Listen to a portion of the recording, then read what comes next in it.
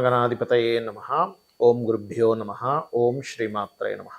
పరమేశ్వర స్వరూపమైనటువంటి జ్యోతిష, వాస్తు మరియు ఇతర అనేకమైనటువంటి శాస్త్రములను మనకు అందించినటువంటి మహర్షులకి నమస్కారం.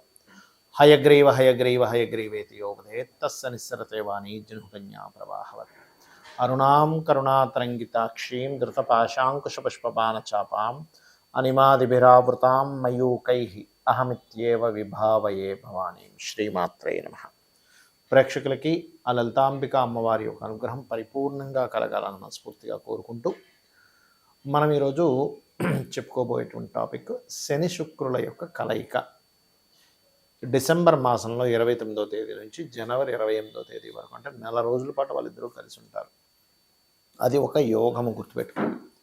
ఇది జన్మజాతకంలో కలిసి ఉంటే ఏమిటి అనేటువంటిది కూడా నేను మీకు వీడియో ఎండింగ్లో చెప్తాను. కాకపోతే మనం రాసుల వారీగా చెప్పుకుంటున్నాం కాబట్టి శని శుక్రులు కనుక కలిసి ఉన్నట్లయితే గోచారంలో ఒక్కొక్క లగ్నం వారికి, అంటే మేషం నుంచి మీనం వరకు ఎటువంటి మంచి ఫలితాలు ఉంటాయి, ఎటువంటి విషయాల్లో జాగ్రత్త వహించాలి అనేటువంటి విషయాలు ఇప్పుడు మనం చెప్పుకుందాం. అయితే ఈ విషయాలు చెప్తుంది నేనైనప్పటికీ కూడా చెప్పిస్తుంది సాక్షాత్ లలిత అమ్మవారిగా భావిస్తూ ఒక్కొక్క లగ్నము, లగ్నం తెలియని వారి రాశి నుంచి మనం తెలుసుకుందాం. ధనుర్లగ్నము, ధనస్సు రాశి. ధనస్సు వారికి కనుక చూసుకున్నట్లయితే మీకు 3వ స్థానంలో శని శుక్రుల యొక్క కలయిక. ఈ 3వ స్థానంలో కలగడం వల్ల 3వ స్థానం నిజంగానే శనికి అయితే చాలా మంచి ప్లేస్, అందులో ఎటువంటి డౌట్ లేదు. చేసే ప్రయత్నం ఫలించేలా చేస్తారు. కాకపోతే శుక్రుడు మాత్రం 3వ స్థానంలో స్త్రీలతో కొన్ని పరిచయాలు పెంచుతున్నప్పటికీ వారితోనే తెలియని చిన్న చిన్న మిస్అండర్స్టాండింగ్స్ ఇప్పిస్తూ ఉంటాడు. అయితే ఇక్కడ మీకు మంచి ఫలితాలు ఏముంటాయి అనేటువంటిది కూడా ఉంటుంది ఎప్పుడు కూడా ఒక కలయిక వల్ల. ఇక్కడ చూసుకున్నట్లయితే ప్రధానంగా మీకు వివాహ యోగాన్ని ఇస్తుంది. ఇది వివాహ నిర్ణయాలు, వివాహ యోగము, వివాహం కోసం ఎప్పటి నుంచో చేస్తున్నటువంటి ప్రయత్నం ఫలిస్తుంది. అయితే సర్వసాధారణంగా ధనుర్లగ్నం వాళ్ళు వివాహ సంబంధించినటువంటి ప్రయత్నాలు చేసేటప్పుడు మాత్రం ఖచ్చితంగా చూసుకొని చేయాలి. ధనుస్సు లగ్నానికి సహజంగానే శుక్రుడు పాపి, 3వ స్థానంలో ఉన్నాడు. కాకపోతే శనితో ఉన్నందుకు ఇక్కడ యోగాన్ని ఇస్తాడు, వివాహ యోగాన్ని. దీంతోపాటు ఇంకా ఎటువంటి ఫలితాలు ఉంటాయంటే ఉద్యోగం కోసం ఎప్పటి నుంచో మారిపోవాలి, నేను మారాలి అనేటువంటి చేసే ప్రయత్నం ఫలిస్తుంది. అదేవిధంగా మీ యొక్క జీవిత భాగస్వామి ఎప్పటి నుంచో కొత్త కోర్సు నేర్చుకుందాం అనుకునేటువంటి వారికి కూడా యోగిస్తుంది. లోన్స్ లభిస్తాయి. అందులో పర్టికులర్గా హోమ్ లోన్స్ కాదు, ఇక్కడ మనం చెప్పుకోవాలంటే కాస్త చూడండి, ఏదైనా వెహికల్ లోన్స్ కానీ, పర్సనల్ లోన్స్ కానీ ఇటువంటివి లభించేటువంటి యోగం బలంగా చూపిస్తుంది. అలాగే మీ యొక్క సిబ్లింగ్స్కి ఎప్పటి నుంచో ఉన్నటువంటి, అంటే ఏదైనా ఒక వ్యాపార సంబంధించిన లేదా ఏదైనా భూమి కొనుగోలు చేయాలి, అటువంటివి కూడా యోగిస్తాయి మీ యొక్క సిబ్లింగ్స్కి. అదేవిధంగా ఇక్కడ మరి జాగ్రత్తలు ఏం తీసుకోవాలి అంటే కాస్త ఏదైనా ఒక ప్రాపర్టీ తీసుకునే విషయంలో, అందులో ముఖ్యంగా బంగారు ఆభరణాలు, బంగారం లాంటివి కొనుగోలు చేసేటువంటి విషయంలోని ఆల్రెడీ గతంలో కొంతమందికి మిస్క్యారేజ్ అవుతూ ఉంటాయి. అటువంటి వాళ్ళు మరలా ఇప్పుడు కనుక కాస్త ప్రెగ్నెన్సీ ఉండేటువంటి వారు కాస్త ఏమీ లేదు, నరసింహస్వామిని తలుచుకోండి, ఎటువంటి ఇబ్బంది రాదు. అదేవిధంగా ఇంకొక విషయం ఏంటంటే ఇక్కడ హైయర్ ఎడ్యుకేషన్ కోసం పిహెచ్డీస్ చేసేటువంటి వాటిల్లో ఉండేటువంటి వారు కొంచెం ఎక్కువ శ్రమ పడవలసిన పరిస్థితి వస్తూ ఉంటుంది. అలాగే మీరు ఇన్వెస్ట్మెంట్స్ చేసే విషయాల్లో కూడా కాస్త ఈ కాంబినేషన్ వల్ల కాస్త జాగ్రత్తగా చూసి ఇన్వెస్ట్మెంట్స్ చేయాలి.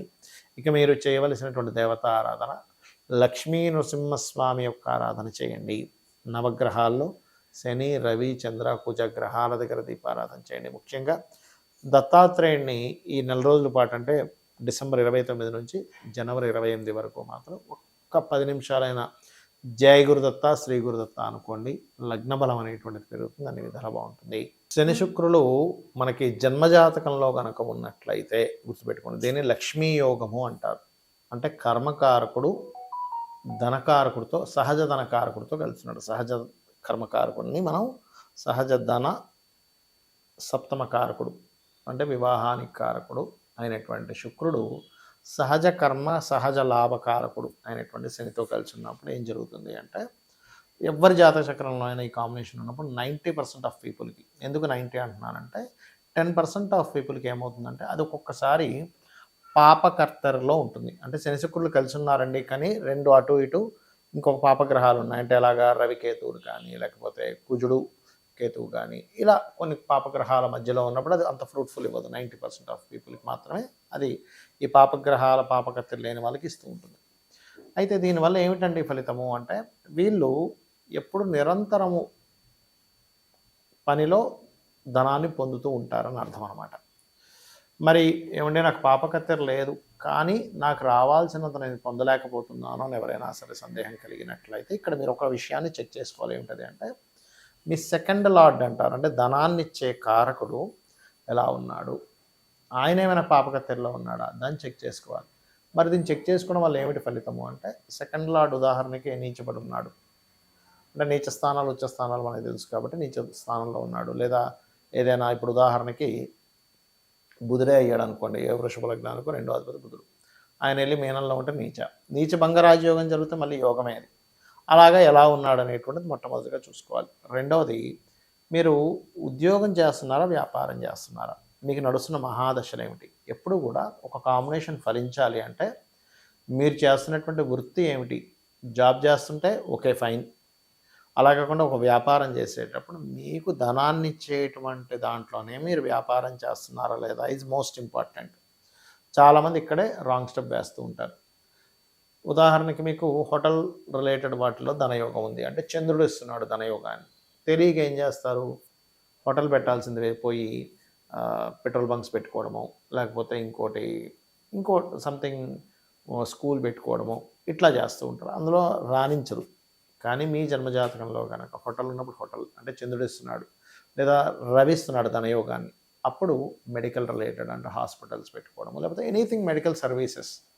ఇందులో మళ్ళీ రెండు రకాలు ఉంటుంది. ఎలా అంటే మీకు ప్రోడక్ట్ రిలేటెడ్ సంబంధంగా వ్యాపార యోగాలు ఉన్నాయా, లేదా సర్వీస్ రిలేటెడ్గా. అంటే ఎలా అంటే ఇప్పుడు ఉదాహరణకి మెడికల్లోనే ధనయోగం అనుకుందాం కాసేపు. మెడికల్లో ధనయోగం ఉన్నప్పుడు medical shop is the product, medical related services ఇచ్చేది ఈ సర్వీస్. అంటే ఒక డాక్టర్ గారు ఉన్నారు, ఆయన చేసే సర్వీస్. కానీ మెడిసిన్స్ అమ్మేవాడు షాప్ అన్నమాట. అది మళ్ళీ ఫార్మసీ రిలేటెడ్ యోగం కూడా ఉండాలి దానికి. ఆ రకంగా మీరు ఉదాహరణకి ఇంకొక ఉదాహరణ చెప్తాను. కారు అమ్మేవాడు ప్రోడక్ట్ అమ్ముతున్నాడు, కార్కి సర్వీస్ చేసేవాడు సర్వీస్ చేస్తున్నాడు, కారు అంటే మెకానిక్ ఉంటారు కదా, అట్లా. ఆ రకంగా మీ జన్మజాతకంలో అసలు ప్రోడక్ట్ రిలేటెడ్ ధనయోగం ఉందా, లేకపోతే సర్వీస్ రిలేటెడ్గా మీరు చేస్తే ఉంటుందా, అది కూడా ఇక్కడ లేకపోతే విదేశాల లేకపోతే ఇంకో ప్రాంతానికి వెళ్తే ఉంటుందా, ఇప్పుడు సరైన సమయమా కాదా, ఇప్పుడు ఇన్వెస్ట్మెంట్ చేయడం is right time or wrong time అనేటువంటిది కూడా స్పష్టంగా జ్యోతిష్ శాస్త్రంలో ఉంటుంది. మరి ఇక్కడ ఇంకొంతమందికి ఎలా ఉంటుందంటే ఒక బిజినెస్ చేస్తుంటారు, వాళ్ళంత గొప్పగా రాణించలేకపోతుంటారు. ఎందుకంటే శని శుక్రులు ధనయోగం అని చెప్పుకున్నాం కదా, అంత గొప్పగా రావట్లేదంటే ఎక్కడో మీకు ధనాన్ని ఇచ్చే కారకుడు అంత స్ట్రెంగ్త్ఫుల్గా లేడు, ఉన్నాడు కానీ స్ట్రెంగ్త్ తక్కువగా ఉంది. అంటే అలాగా ఒక మన దగ్గర ఒక కారు ఉంది, కానీ అదంతా కొంచెం రిపేర్లో ఉంది, అప్పుడు ఎలా వెళ్తుంది, అది అలాగా వెళ్తూ ఉంటుంది. లేదా రోడ్డు బాగాలేదు, నార్మల్గా వెళ్తుంటుంది. కారు బాగుంది, రోడ్డు బాగుంది, నడిపేవాడికి డ్రైవింగ్ వచ్చి అంటే ఎలా అయితే 3 కలయిక అద్భుతంగా ఉంటుంది, అలాగే మీకు నడుస్తున్న మహాదశ, మీకు ఉన్నటువంటి ధనాధిపతి బాగుండడము, మీకు ఉండేటువంటి యోగము బాగా కలిసి అంటే అన్నీ బాగుంటాయి.